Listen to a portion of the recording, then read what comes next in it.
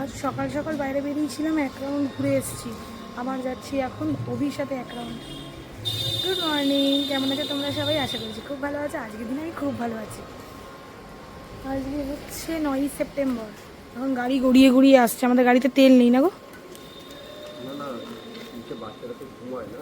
ও আচ্ছা, কালকে ঘুমাচ্ছিল, আমি স্টার্ট করেছি তো মা মনে হয় ছিল না, একটু কান্নাকাটি করছিল। ও ওই কারণে আমাদের গাড়ি গড়িয়ে গড়িয়ে আসে না। তেল আছে, আমাদের গাড়িতে তেল আছে, কিন্তু গড়িয়ে গড়িয়ে আসছে। আমি এক রাউন্ড ঘুরে এসেছি। দুধগুলো তো নিতে হবে, ফ্রিজে রয়েছে। পনির টনির সব নিয়ে এসেছি। চলো। ও বাবা, আকাশটার মেঘ কি সুন্দর যাচ্ছে চুই চুই করে।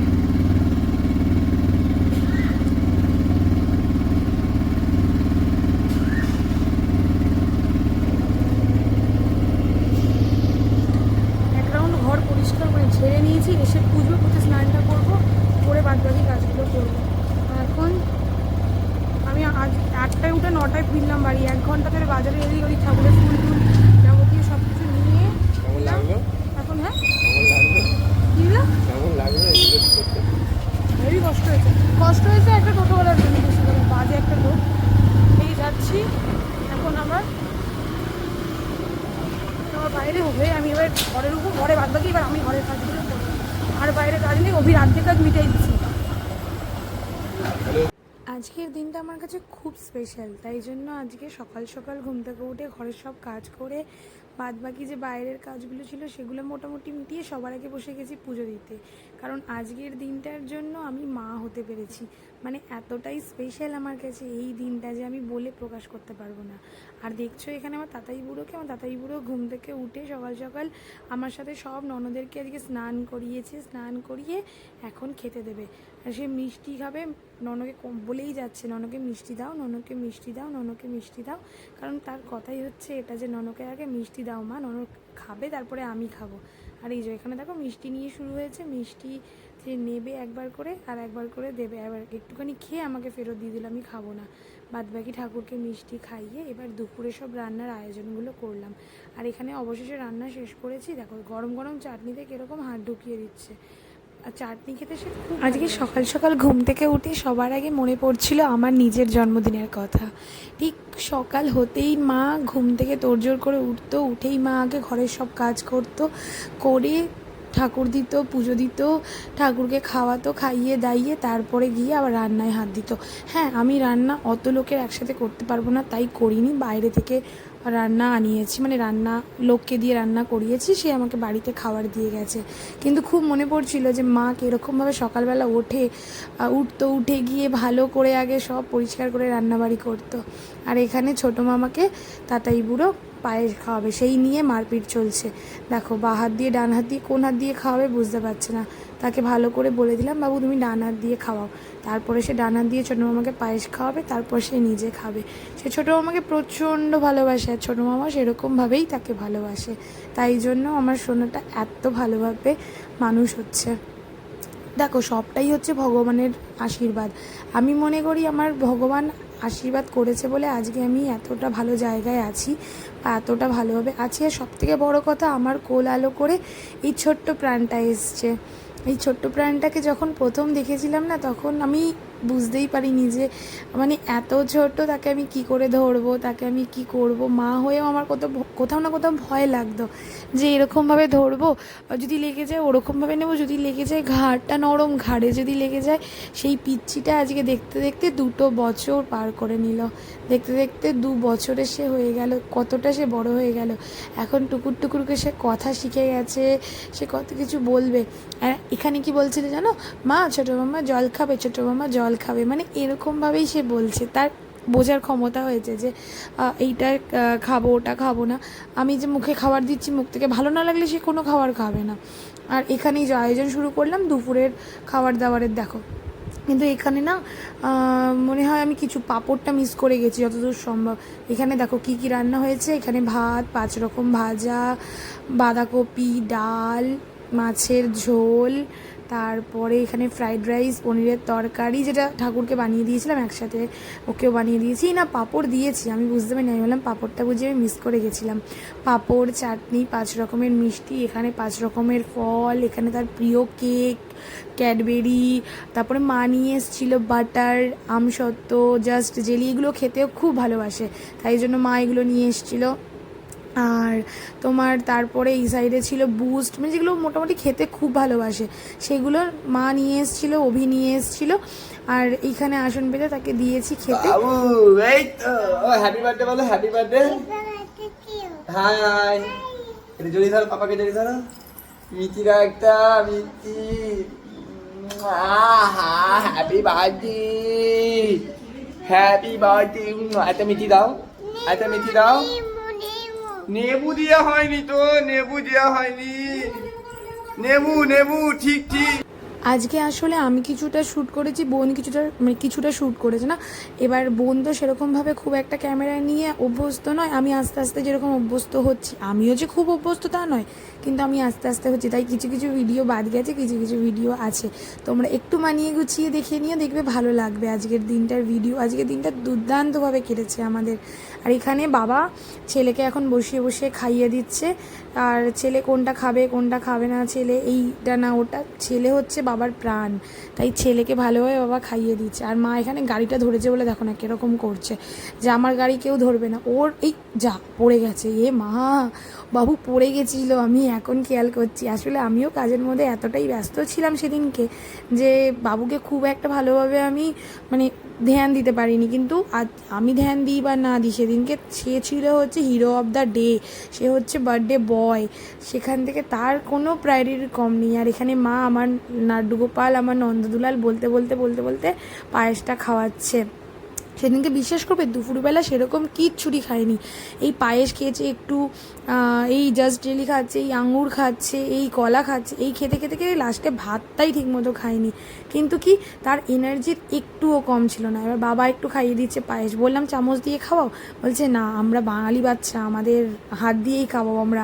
আর এখানে বাবুর ভাতটা আমি মাখছিলাম, কিন্তু ওই যে বললাম এক ফোঁটা ভাত খাইনি, মানে তার সেদিনকে ভালোই লাগছিল না যে ভাত খাই বা কিছু, কিন্তু আমরা যে না খেলে যে মনে হয় যে না আমাদের শরীরে খাইনি, খিদে পাচ্ছে, এনার্জি কম, ওর কোনো সেই এনার্জির অভাব ছিল না, মানে যে পেটে খাওয়ার পরেনি, কিন্তু দেখো মনে হয় পেটটা ভরাই ছিল, কারণ হচ্ছে সে এত দুষ্টুমি করছিল আর টুকটাক তার সাথে সাথে কিছু না কিছু মুখ চালিয়েই যাচ্ছিল।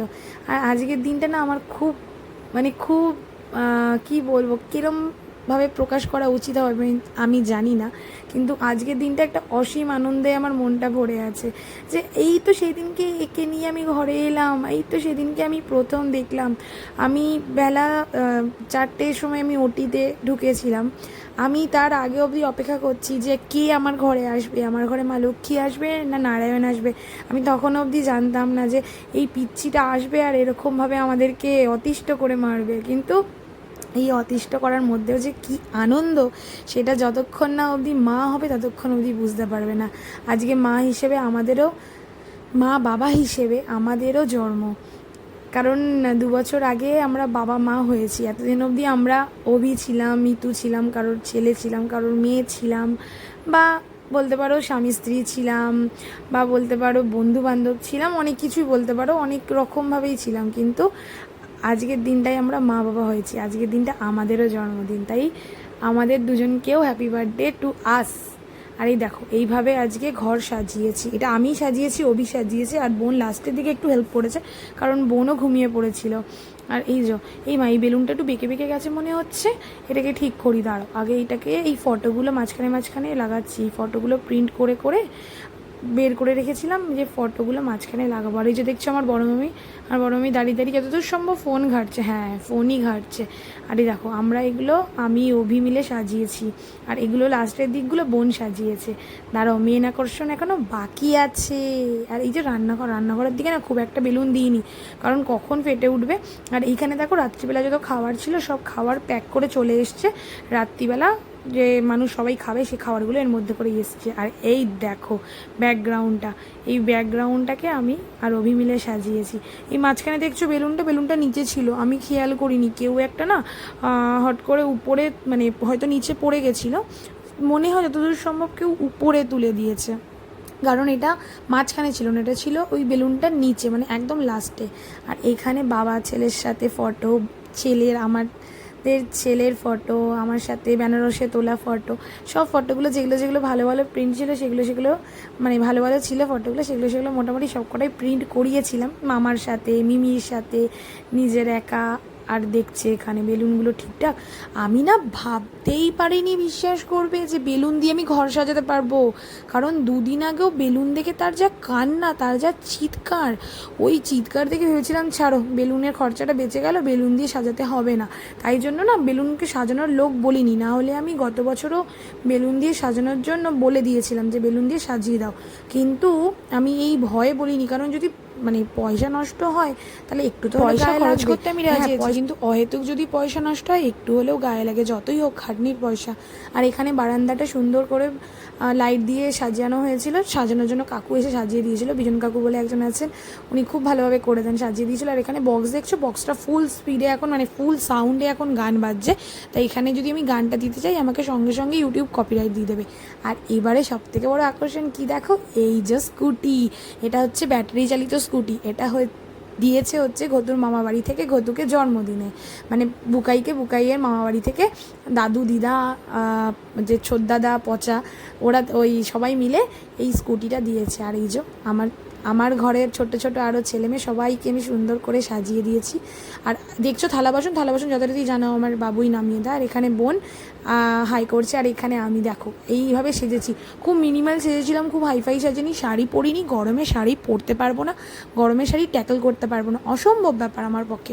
গত বছর শাড়ি পরেছিলাম না, আমার নাস্তানাবুদ অবস্থা হয়ে গেছিলো, মানে শাড়ি পরে এরকমভাবে, তাই নর্মালি চুলটাকে বেঁধেছি, লাইনার পরেছি, জামাটা পরেছি, আর একটুখানি স্মাইলি ফেস দিয়েছি, ব্যাস সাজগোজ সুন্দরভাবে তৈরি। আর এখানে মামা কিছু একটা এদিক ওদিক হতো, মামা ভালো করে সাজিয়ে দিচ্ছিল। আবার ও বাবা ভাই এসছে, হলে এবার সবাই এলে কেকটা কাটি। হ্যাঁ কি বলছো? কাকিমা এসেছিল, দিয়ে চলে গেছে, কাকিমা বলে আমার দুটো ছেনাকে রেখে এসেছি। আচ্ছা খেয়ে আসবে তো খেতে, খেতে আসবে তো রেডি হয়ে বসে আছে, আমরা বেরোবো বলে রেডি হয়ে বেরোবো। ভাই চলে এসেছে, আর কোথায় যাবো আমরা, ভাই তো চলে এসেছে। হ্যাঁ আমার ট্রেন গাড়ি, ট্রেন গাড়িটা বসাতে হবে তো। না ট্রেন গাড়ি নেই, ট্রেন গাড়ি হ্যাঁ এনেছে, জাম্বুর কাছে রয়েছে। আচ্ছা কেন, ও কি বেলুনে ভয় পায়? বাবা তুমি বেলুনে ভয় পাও? উড়ি বাবারি, তুমি আমাকে থেকে ভয় পাচ্ছ?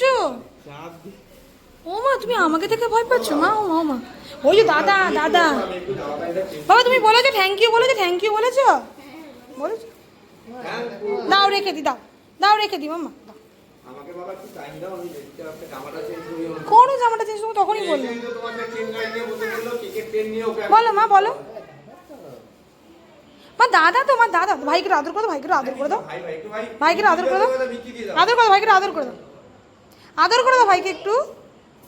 এই রে তাও সেটা তো সময় লাগবে, আমারটারও সময় লাগে কোথাও গেলে বাবা।